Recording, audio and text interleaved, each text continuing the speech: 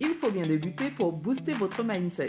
Le podcast dédié à toutes les personnes qui aspirent à propulser leur développement personnel et professionnel en quelques minutes seulement. Je suis Ingrid et moi Valérie, deux expertes en ressources humaines qui vous partagent des tips et nous sommes enchantés de vous accueillir. Prêt à booster votre mindset? Alors installez-vous confortablement et laissez-vous guider par l'épisode du jour. Bonne écoute.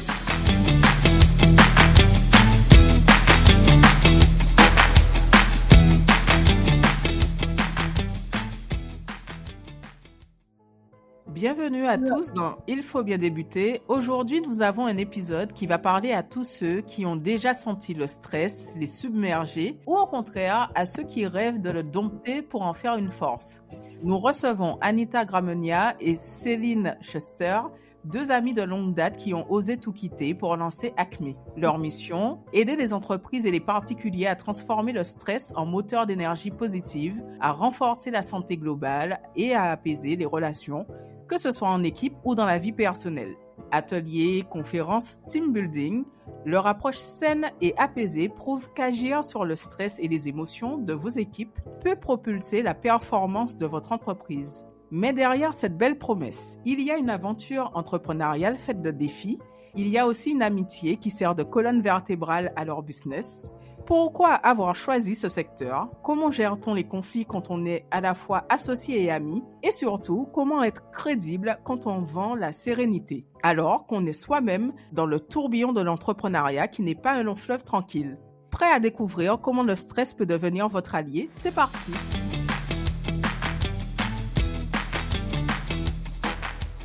Bonjour Anita et Céline, bienvenue dans le podcast d'Il faut bien débuter.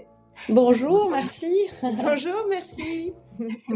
Alors, sans plus tarder, première question. Avant de parler entreprise, parlons de votre duo. Quel est votre parcours? Comment est née cette longue amitié de longue date? Et quel déclic a transformé cette complicité en partenariat entrepreneurial? Oui, alors nous, on se connaît depuis longtemps, depuis 25 ans, exactement.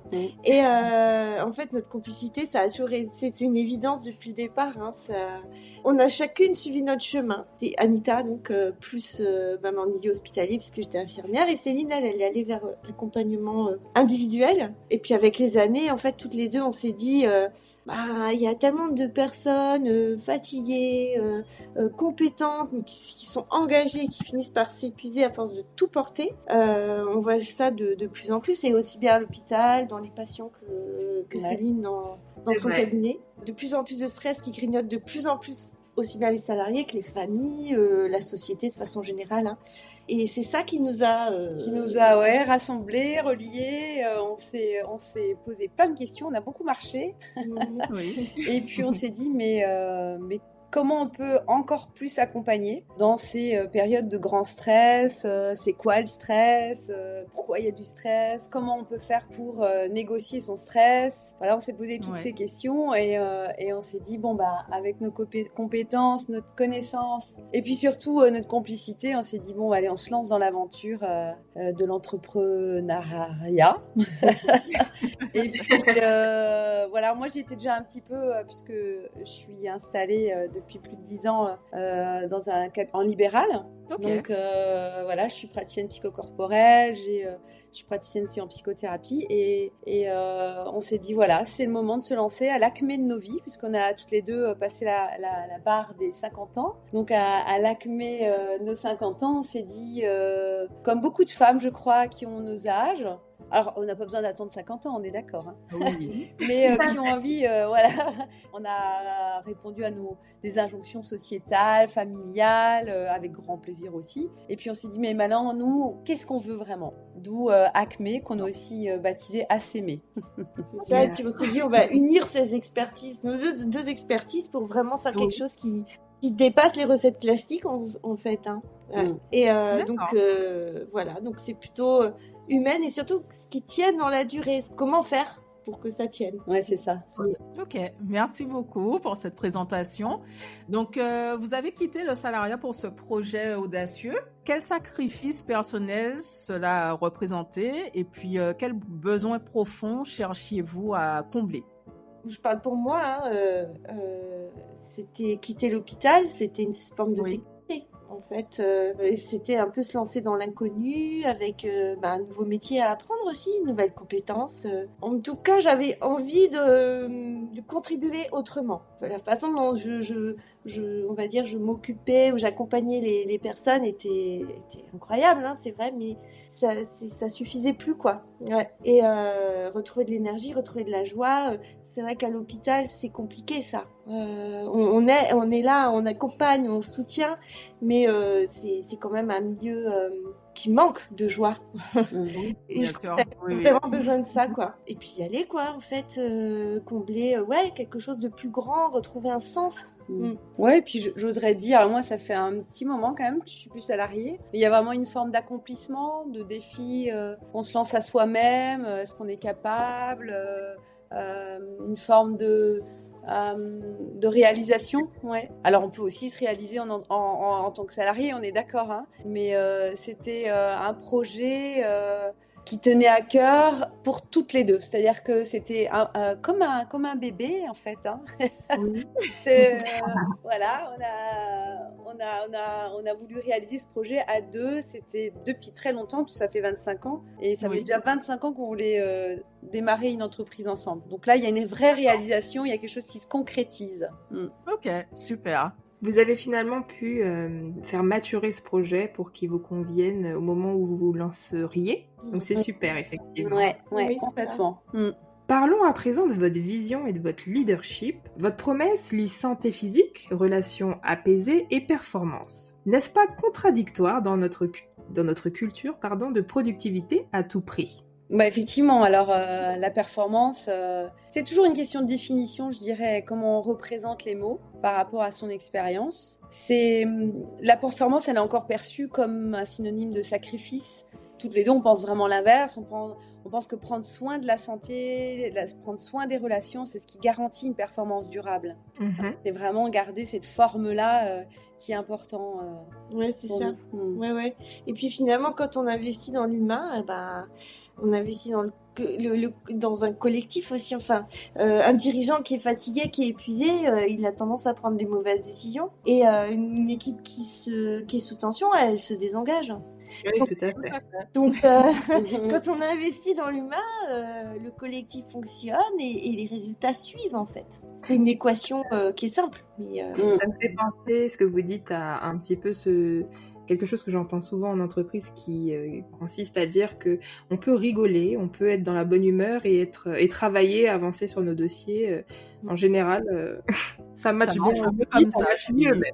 Oui, on vous rejoint là-dessus. Ouais, merci parce qu'on a beaucoup travaillé sur ça parce que comme on est deux amis, on aime bien se marrer, on aime bien rigoler. Il peut y avoir au préalable comme ça des commentaires un peu c'est superficiel, elle s'amuse, il n'y a pas quelque chose de sérieux, vous voyez. Souvent on avait sur la légèreté de la joie, alors que c'est tellement bon et que ça n'empêche pas d'être dans la profondeur. Donc être léger, on peut aussi être profond et donc dans le sérieux du travail et de l'efficacité au sens noble du terme. On peut même être orienté très résultat et le faire de manière très légère, comme vous dites. Exactement. Et oui. Du coup, si on continue de se questionner sur ce sujet, comment est-ce que vous incarnez cette philosophie dans votre propre fonctionnement d'équipe ? Déjà, on rigole beaucoup. Voilà. Et notamment, si je dois un petit peu vous aiguiller, notamment sur tout ce qui peut être la gestion des conflits, parce qu'on sait que de temps en temps, il peut y avoir des désaccords, ou encore votre rythme de travail par rapport à des échéances que vous pouvez avoir de votre côté, chacune. Oui, c'est ça, c'est ce que vous avez souligné, hein, c'est on respecte le rythme de chacune, les envies, les besoins, c'est pour ça aussi qu'on est à deux, travailler toutes les deux, c'est-à-dire quand il y en a une qui a un petit coup de mou, l'autre, elle est là aussi, elle est solidaire, on peut aussi compter sur l'autre. Ça peut arriver qu'on ait toutes les deux un coup de mou, donc dans ce cas-là, on se retrouve aussi. Voilà, on écoute les besoins de chacune. On garde vraiment en tête nos valeurs. Ça, c'est quelque chose d'important parce que chaque fois, on se rappelle, nos valeurs, c'est quoi en fait ? Et est-ce qu'on est en train de les nourrir ou est-ce qu'on est complètement à côté de la plaque ? Et voilà, ça redonne un peu... c'est la boussole, quoi. Ouais, c'est une redirection, on se redirige à chaque fois, ouais. Et on a posé nos limites dès le départ aussi, et on les respecte bien l'une et l'autre. On sait. Ça, c'est important. Oui, on sait très bien. Et... C'est le cadre, hein, en fait. Le cadre, il est vraiment important. On s'est proposé et on respecte un cadre qu'on a réfléchi ensemble. Quelques exemples de ce qui vous a permis de fixer ce cadre et du coup cette ligne de conduite?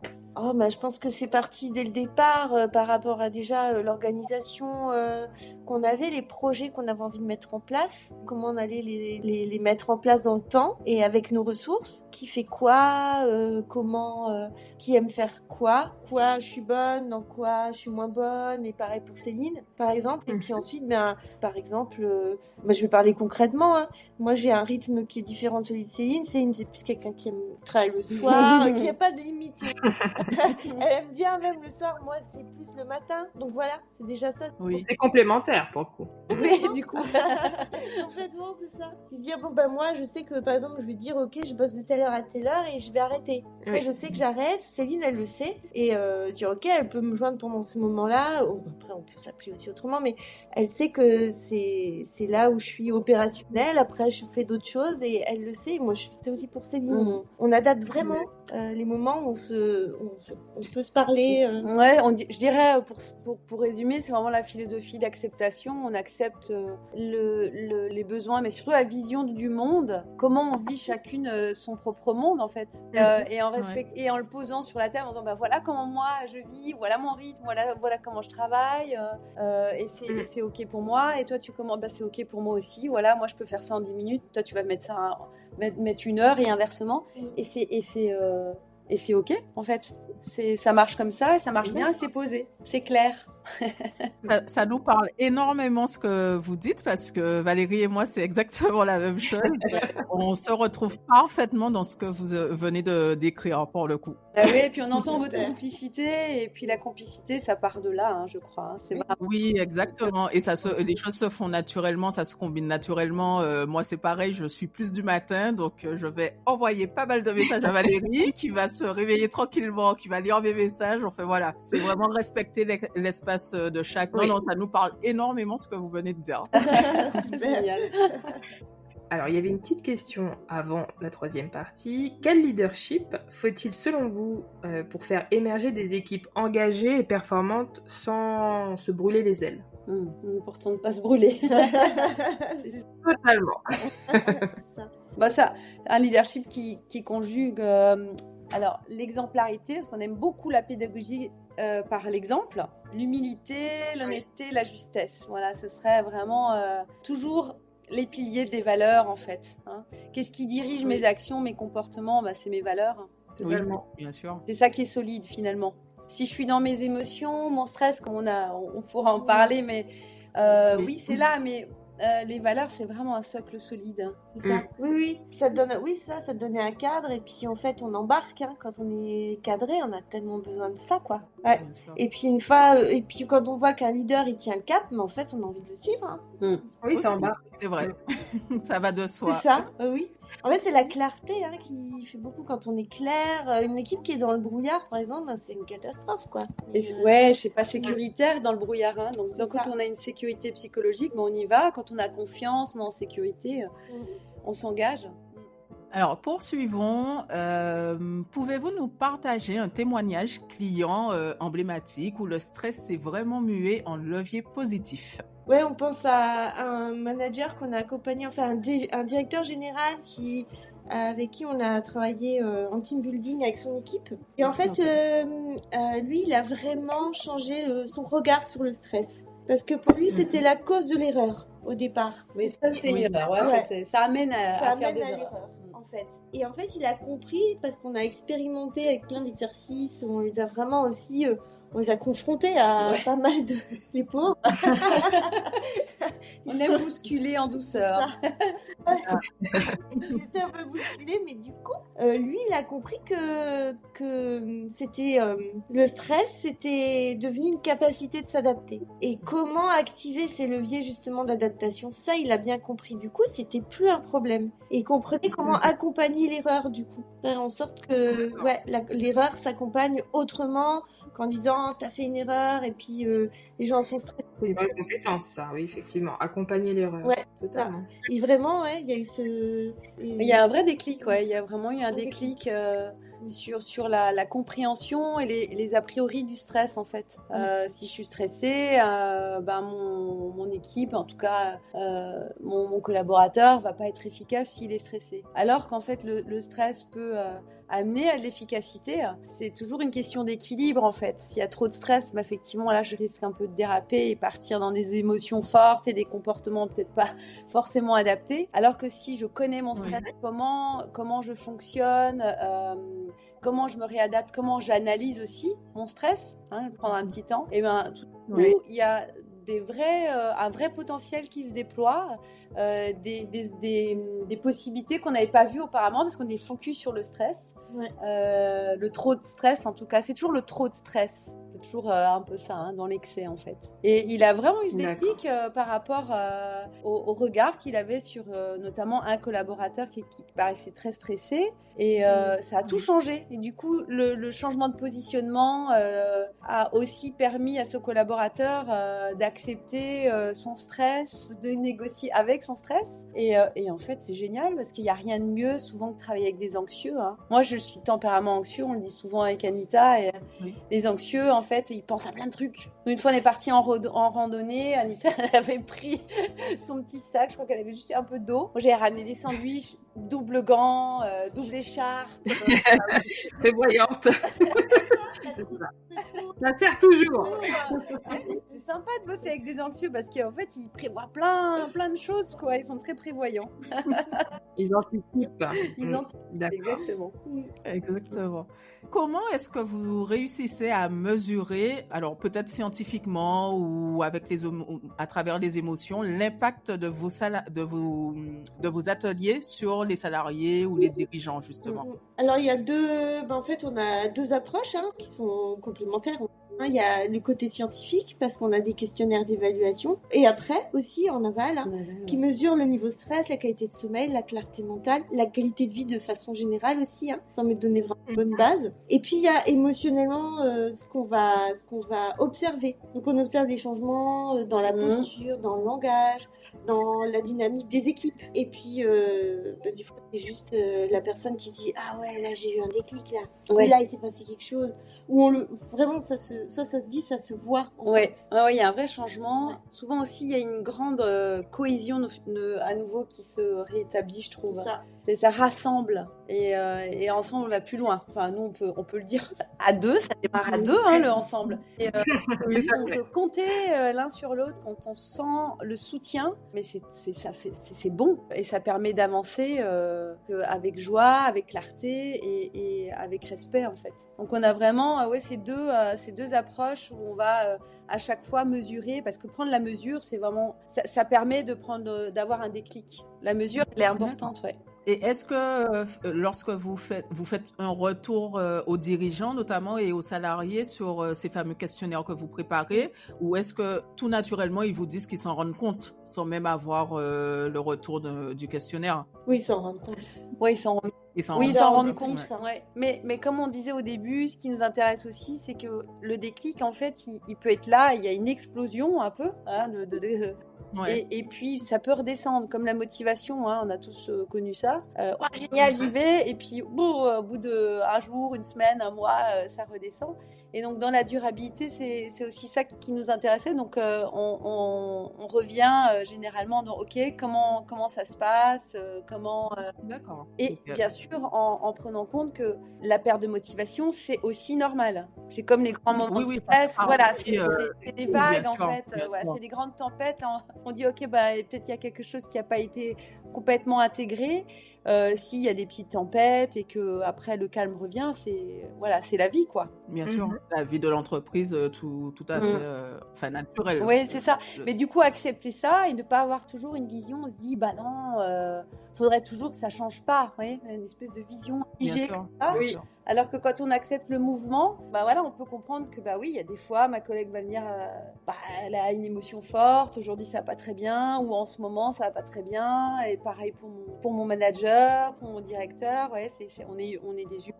Oui, le tout, c'est d'avoir les astuces, les clés pour s'adapter à chaque situation. Oui, c'est ça. Et même avant même les outils, il y a une grande philosophie d'acceptation. Il y a vraiment ouais, c'est vraiment une action en fait, l'acceptation. Hein. C'est accepter que je peux pas être parfait, que je peux pas toujours être non plus tout le temps agréable. Ça m'arrive d'être agréable. Et voilà. Et la compétence la plus importante, c'est, j'oserais dire, celle de l'humanité, celle d'être un humain avec ses avantages et ses inconvénients, mais de vraiment l'accepter. Parce que souvent, on l'accepte pas toujours. Hein. On est soit dur avec soi-même ou dur avec les autres quand ça va pas dans le bon sens. Alors que c'est la vie. Il y a des moments de tempête dans nos vies où voilà, on a des séparations, des deuils. Ça fait aussi partie de la vie. Il y a vraiment, on insiste beaucoup sur l'acceptation parce que c'est comme un préalable en fait. Là, c'est un socle où là, à partir de là, je sais quels outils je peux prendre. Sinon, je vais m'éparpiller dans les outils et je vais je vais les utiliser, mais je sais pas trop vraiment pourquoi. Il n'y a pas de sens dedans. Ouais, ça va, je suis claire.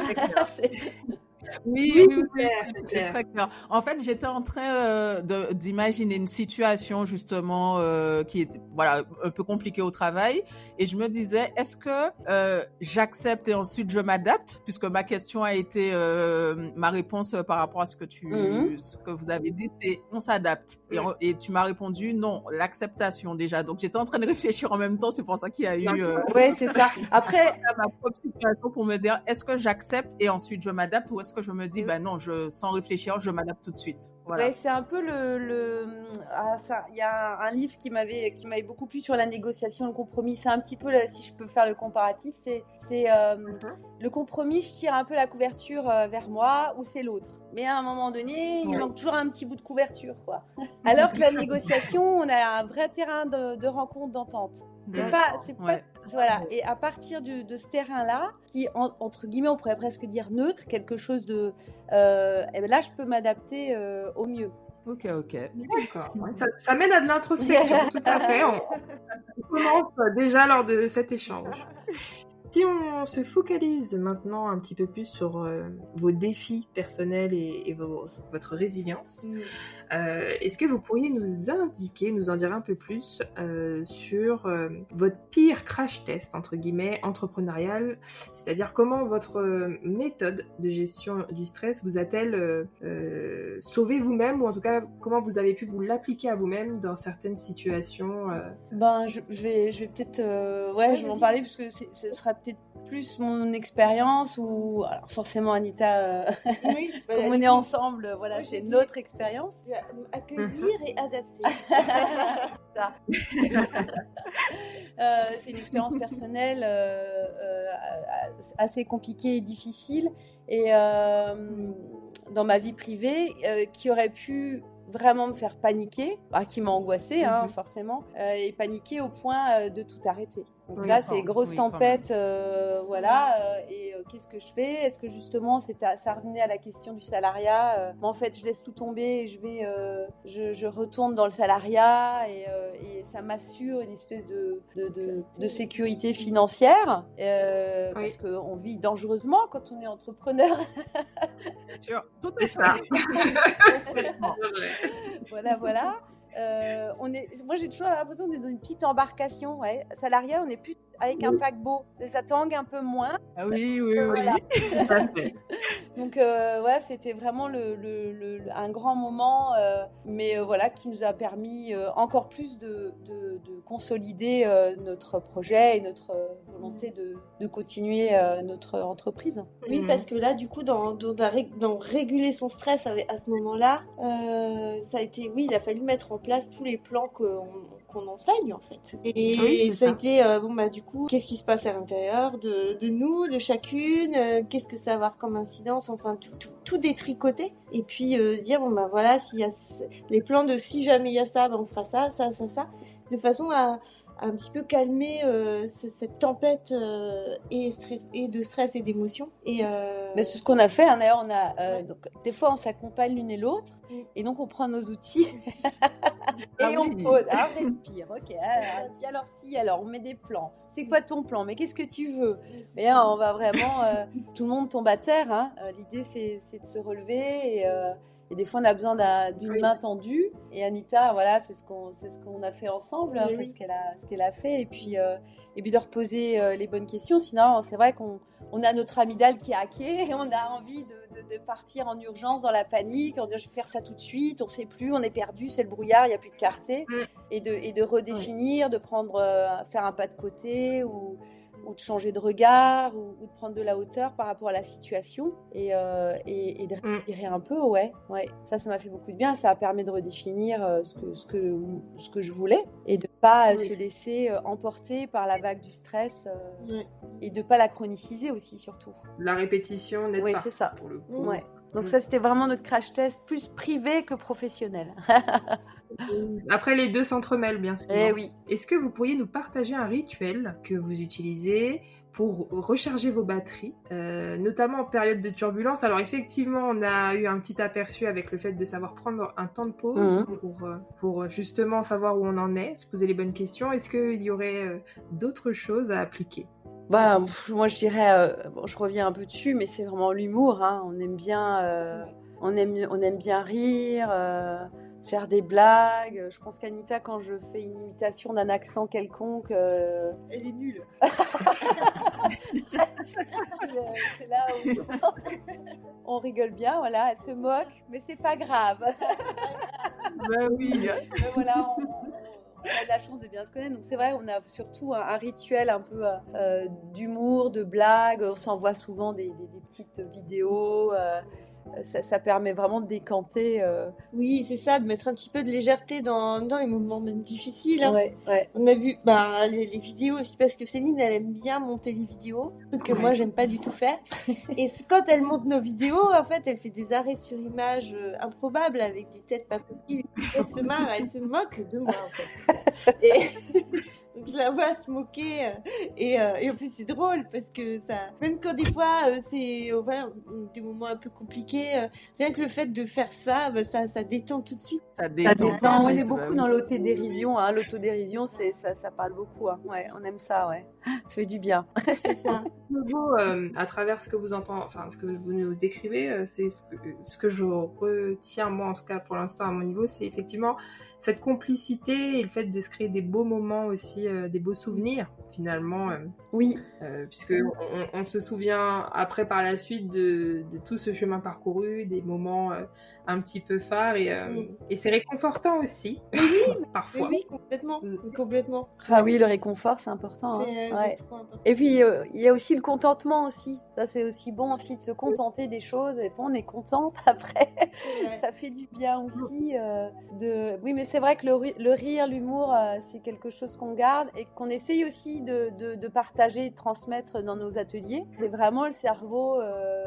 social à courant positif, quoi. C'est-à-dire qu'on vit tous des difficultés, des moments difficiles, mais on a des moments où on peut rire, ça fait du bien, c'est réconfortant, c'est chaleureux, c'est léger. Voilà, ça redonne de la pétillance à la vie. C'est vraiment là-dessus aussi qu'on a beaucoup travaillé sur le stress. Ça, c'est quelque chose qui nous a beaucoup reliés et on trouvait que justement, très souvent, la gestion du stress, c'était très intellectuel, très conceptuel et très pas drôle, quoi. Sérieux, ouais, c'est ça. Alors que le stress, c'est drôle aussi. On peut aussi... c'est comme l'exemple que je donnais avec le tempérament anxieux, mais c'est ça, c'est sympa de voir qu'il y a des copains et des copines qui pensent à tous les plans, catastrophe ou pas, ils peuvent arriver. Et puis c'est génial, quoi, de rire de ça aussi, voilà. Alors, parlons un peu de vos collaborations. Est-ce que vous avez déjà eu un partenaire inattendu qui a un peu bouleversé, en tout cas positivement, votre modèle? Non, ça, on a un partenaire très sympa, mais qui n'a pas trop bouleversé notre... en fait. Ah, c'est dans l'inverse, dans le sens inverse, oui, négativement. Inattendu, il y a toujours de l'inattendu, de l'incertitude dans les rencontres. Oui, Euh, oui, c'est vrai. on est toujours quelque part, il y a toujours un petit bouleversement, un émerveillement, je dirais, qui est agréable dans les rencontres et on n'aurait pas pensé. Oui. Lorsque vous avez affaire à des dirigeants un peu sceptiques par rapport à à vos ateliers, vos conférences, comment vous gérez la crédibilité que vous pouvez avoir par rapport à des dirigeants sceptiques? En fait, nous, on reste, comment dire, on incarne notre projet de toute façon. Donc, on le Oui. dit, on l'incarne. Après, on laisse le choix. On est toujours optimiste. No stress par rapport à ça, en tout Non, cas. non, on force pas. Après, voilà, Finalement. s'il adhère pas, tant pis. Hein. Tant pis. Enfin, voilà, la vie continue. Il y en Oui. aura d'autres. Oui, c'est ça. Puis quand on incarne vraiment, on y croit, on a confiance en son projet et surtout on l'a expérimenté. C'est-à-dire que là, on parle de stress, d'émotion, mais nous on expérimente. En plus, c'est notre métier, mais on se l'applique aussi à nous-mêmes, quoi. Et dans l'accompagnement, c'est le plus important. Donc, c'est incarner, c'est ça aussi. C'est ce que je vous propose, bah, je le vis, je l'applique à ma vie. Si on parlait un peu innovation, est-ce que vous intégrez l'IA dans votre développement, par exemple des assistants pour la gestion du stress ou des outils d'analyse des émotions En tout cas, pas dans la du gestion tout. du stress et dans les émotions. Non, on a l'IA dans c'est un logiciel qui va payer de notre agenda. Dans D'accord, l'organisation, oui. C'est plus pour votre organisation, mais pas dans vos ateliers. Non, dans nos ateliers, on n'utilise pas d'IA. Non. Alors, la seule chose peut-être qu'on a utilisée, c'était la réalité virtuelle. On a fait ça pendant une team Ah building. oui, Ça avait bien marché, hein, mais c'est pas enfin, il Oui, y a quand même derrière, puisque c'est voilà. Mais non, sinon non. Non, Oui, il y a de la digitalisation, effectivement. ben oui, c'est ça, parce que en fait, le stress, c'est très physiologique, donc ça reste très, très vivant. Ça reste aussi dans le corps, pas que, hein, il y a le cœur et la tête, comme on aime dire, mais bien sûr. du coup, ça se vit. Et l'intelligence artificielle, c'est quelque chose qui est en dehors de soi. Ça se ressent pas une IA. Ou alors, je sais pas, j'ai pas encore fait des expériences. Par rapport à votre stratégie pour toucher vos cibles, justement, comment vous faites pour atteindre votre clientèle sans diluer votre message, en tout cas pour que celui-ci soit le mieux compris possible? On utilise les réseaux en fait de façon à ce que ce soit le mieux possible. Alors, on reste, c'est-à-dire qu'on est sur deux cibles. On est beaucoup on démarre dans le digital. Parce qu'on s'est quand même, finalement, on a été quand même très surpris on pensait d'abord des ateliers présentiels, mais en fait, les gens sont très demandeurs du digital, tout ce qui est visio, mais Oui, pas que. d'accord. C'est démocratique. Comment? Ça, c'est Ouais, ça s'est démocratique. démocratisé Ça s'est complètement, démocratisé, ouais. Et c'est effectivement. même attendu. Je pense que c'est une question de temps. Hein, la temporalité nous habite tous, de toute façon. Voilà, donc gagner un peu plus de temps. Pour tout ce qui est digital, bah forcément, c'est les réseaux. On pense aussi à la pub. Et puis pour l'autre cible qui sont du coup aussi les entreprises, là, on reste beaucoup aussi dans le local. D'accord. Très réseautage, en fait, dans le présentiel, quoi. Du coup. Comment vous faites finalement avec cette demande croissante par rapport à un format digitalisé de ce que vous proposez pour continuer à transmettre les émotions souhaitées? Est-ce que c'est facile à faire? Est-ce que vous continuez de vous chercher le modèle? Oui, alors c'est sûr, c'est une autre technique d'intervention et d'animation, hein, c'est sûr. Mais oui, c'est complètement possible parce qu'en fait, le truc, c'est qu'on laisse un espace, en fait. On laisse un espace pour que les personnes puissent, en tout cas en distanciel, il y a ce côté où les personnes ont un endroit pour déposer des choses. Ce qui compte en souvent ça, les gens, ils ont besoin qu'on les entende, qu'on les écoute. Et déjà ça, c'est énorme.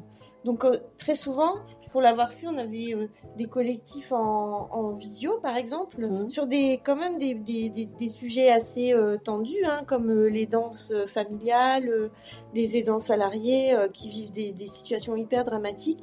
En fait, avoir cet espace-là, pouvoir avoir des outils qui leur permettent de gérer au quotidien, parce que là, c'est ça qu'ils recherchent. C'est pouvoir dire, en fait, je suis hyper stressée, je suis fatiguée, je dors pas, j'ai besoin d'un outil. Donc il y a ça et le fait qu'ils soient ensemble en collectif, que leurs paroles soient partagées avec d'autres qui vivent la même chose. Et bien ça fait une grande, ça les aide vraiment au niveau émotionnel. Donc on a eu des pleurs, on a eu des gens qui se sont livrés les uns aux autres, qui ont continué à échanger entre eux.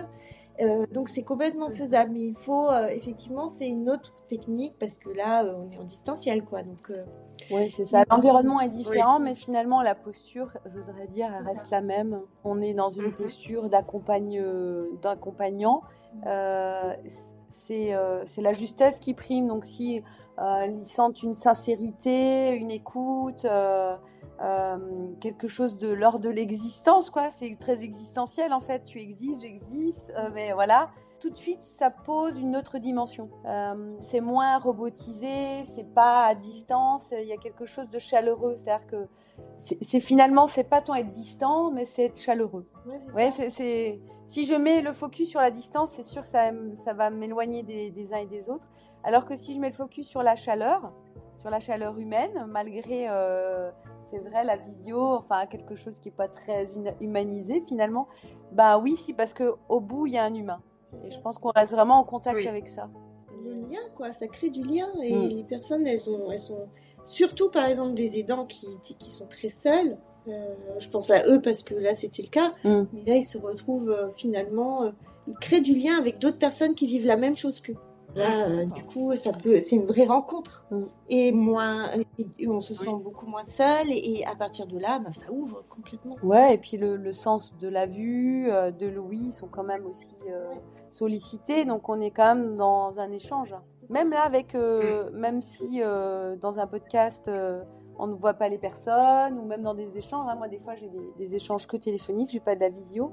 La voix, simplement, temps de silence. Ça transmet des émotions. Ça pose. Il y a vraiment quelque chose, presque quelque chose au-delà des mots, en fait.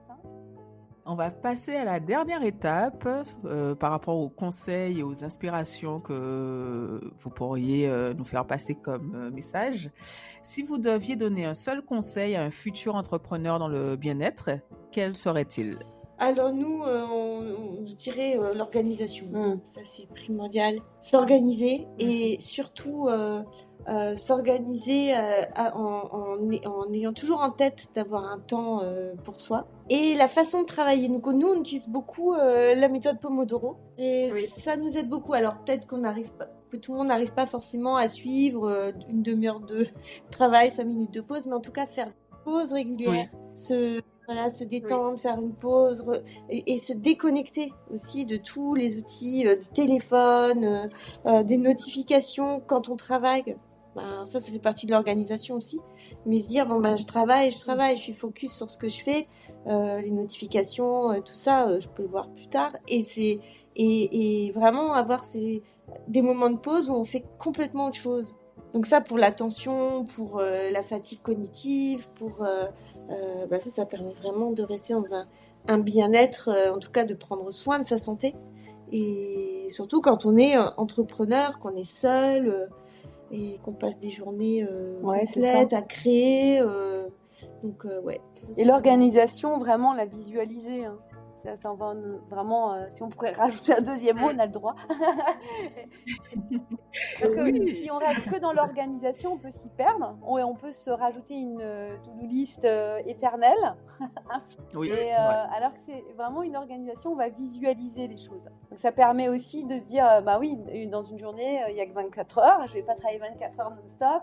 Et de finalement parler un langage cerveau, si j'ose dire, et de permettre de se projeter pour que il y ait déjà quelque chose qui se pose. Le cerveau, il va beaucoup moins, en tout cas le stress aussi, va beaucoup moins être accentué. Il y a déjà quelque chose qui est visité, c'est moins nouveau. Il y a des petites astuces comme ça de visualisation, donc ce serait vraiment l'organisation visualisée. D'accord. Retenez bien les auditeurs. Alors, votre mantra pour les jours où tout semble s'écrouler? Alors, ouais, moi j'en ai un, et enfin on toutes les deux, mais moi j'aime bien le stop. Ça c'est vraiment pareil, c'est parler à son cerveau, c'est-à-dire quand oui, rediriger, en fait c'est une redirection de l'énergie, de sa propre énergie. Là je suis fatiguée, c'est peut-être le temps pour moi de faire une pause, ou là je suis en trop grande énergie, c'est peut-être le temps aussi pour moi de soit d'y aller, mais au bout de 10 minutes, un quart d'heure, il va falloir que je pose un peu. Il y a toutes les pensées qui vont venir. Dès que j'ai une pensée négative, ouais, j'y arriverai pas. Ah, c'est trop, c'est horrible. Mais pourquoi je me suis embarquée là-dedans? Stop. Et on a chacune un petit nom qu'on a donné à une partie de notre cerveau qui justement scanne les informations. Et à lui, on va lui dire stop. Moi, personnellement, je l'appelais Froufrou Paillette. Voilà, il est à Chichi Pompon, donc c'est stop Froufrou Paillette. Ah bah j'adore. Et je dirige l'énergie là où c'est bon, ramène des solutions à ma problématique. Si je suis fatiguée, pose-toi. Ouais, c'est ça, arrête, ce que tu fais, c'est pas la peine. Voilà, mais juste dire, ok, je m'arrête et je vois ce qui se passe. Et là, ça change déjà tout. En fait. Ouais, donc c'est vraiment le stop pour la redirection d'énergie. Et puis on a un deuxième. Ouais, après, moi, mon intention, c'est qu'est-ce qui est important pour moi. À ce moment-là, une fois qu'on a fait ce stop, c'est mon intention, par exemple, je sais pas, c'est de réussir à faire ma pub méta, par exemple. Parce que c'est un vrai cauchemar en ce moment. Et donc, je vais m'autoriser et je vais me dire, mon intention, c'est ça, et je m'autorise à. Ou alors, mon intention, c'est de me calmer, donc je vais m'autoriser à faire une pause. Ça va vite, en fait, on se dit ça très rapidement. Et du coup, ça change tout. Et on passe à l'action. Et on fait. Et du coup, alors ça, c'est dans les moments, quand tout semble, pas que, mais quand tout semble s'écrouler, c'est un peu... Oui, c'est ça, c'est surtout, on sait ce qu'on veut pas. La plupart du temps, on dit, non, c'est pas ça, alors que là, c'est redéfinir ce qu'on veut. C'est quoi qui est important pour moi, là, finalement? C'est quoi, vraiment, là? C'est quoi? Et donc, je m'autorise, à aller vers ce qui est important pour moi. Et du coup, on est nouveau dans un engagement, une action vers nos valeurs, ce qui est important pour moi, ce qui est essentiel pour moi. Et on ne se laisse pas embarquer dans la machine à laver ou la spirale infernale du stress, du trop stress, quoi. Ouais, c'est facile de tomber rester dans ses pensées. D'ailleurs, moi aussi, je fais un truc assez régulièrement quand je sens que c'est... En fait, on se fait tous les scénarios catastrophes possibles parce que tout a l'impression que tout est c'est dramatique, alors qu'en fait, c'est pas tout. Enfin, c'est pas toujours le cas. Et on focalise tellement sur ça. Moi, souvent, je me dis, qu'est-ce qui se passera dans 5 ans avec ça, quoi? T'en seras où dans 5 ans? Et souvent, ça fait... ça sera... On n'y pensera même plus. C'est ridicule. En fait, ça va pas... Voilà. Et là, du coup, ça change tout. Moi, je retiens que je veux bien venir travailler avec Froufrou Paillette, c'est ça? Et Chichi Pompon, c'est ça? Venez, ça sera sympa. L'ambiance sera sympa. Tout à fait. Pour finir, si vous aviez est-ce que vous avez un mentor, un livre ou une expérience qui a cristallisé un peu votre vision? Ah, il y en a plein. Oh là là, oui, il y en a plein. Alors en ce moment, moi j'ai eu un coup de cœur pour le courage de ne pas être aimé. Ça c'est vraiment sur la philosophie d'Adler, qui était à la même période que Freud et qui justement raconte un peu ce qu'on a dit dans un autre versant, mais c'est vraiment avoir le courage de ne pas être aimé dans une relation, que finalement on n'est pas dans quelque chose de déterminé, en tout cas il n'y a pas le déterminisme, il n'y a pas cause un effet, au contraire c'est sortir un peu de cette vision-là du monde, c'est d'ouvrir un peu les perspectives, comme on disait, un peu prendre de la hauteur. Et ce livre, alors, c'est pas tant l'écriture, je dirais pas que c'est ça que j'ai aimé dans le livre, c'est plutôt la philosophie que j'ai aimée dans ce livre. D'accord. Moi, c'est un peu pareil, c'est le courage. En fait, c'est le courage, c'est Isabelle Fontaine, c'est une conférencière québécoise que j'ai découvert en conférence, qui est incroyable. Et en fait, elle a fait elle a fait pas mal de livres sur l'empowerment et tout ça. Et le livre qu'elle a écrit sur le courage, en fait, en parlant du courage émotionnel, où elle fait tout un tour sur c'est quoi le courage et qu'est-ce que ça implique et c'est quoi les actions de courage, en fait. Ça m'a vraiment accompagnée depuis que j'ai découvert ce livre. Et ça, le courage, ça passe pas forcément par des choses. On a l'impression qu'il faut faire un truc de fou pour avoir l'air courageux, alors qu'en fait, c'est des petites choses du quotidien, des toutes petites choses qui font qu'on fait preuve de courage et qui peuvent tout changer. Et à partir de là, on peut être vraiment dans un état de performance émotionnelle, physique et mentale, au top du top, quoi. Quand on comprend les leviers qu'on peut... voilà. Donc ce livre m'a vraiment beaucoup soutenue, en fait. Ça donne envie de s'y pencher, effectivement, pour voir quels sont les leviers nécessaires, finalement. Finalement, on parle que de courage. Enfin, pas que de courage. Mais le courage... c'est vrai.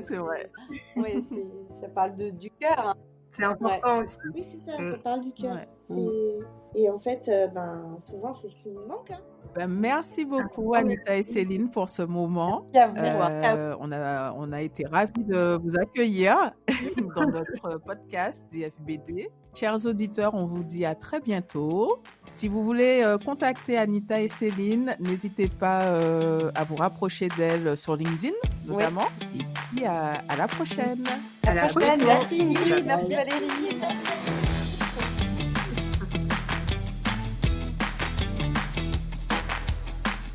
Notre épisode d'Il faut bien débuter s'achève. Nous espérons que vous l'avez apprécié. N'hésitez pas à liker, commenter, suggérer de nouvelles thématiques. Sachez qu'il est possible de réserver avec nous une entrevue gratuite personnalisée de 15 minutes. Vous pouvez également nous retrouver sur nos différents réseaux sociaux.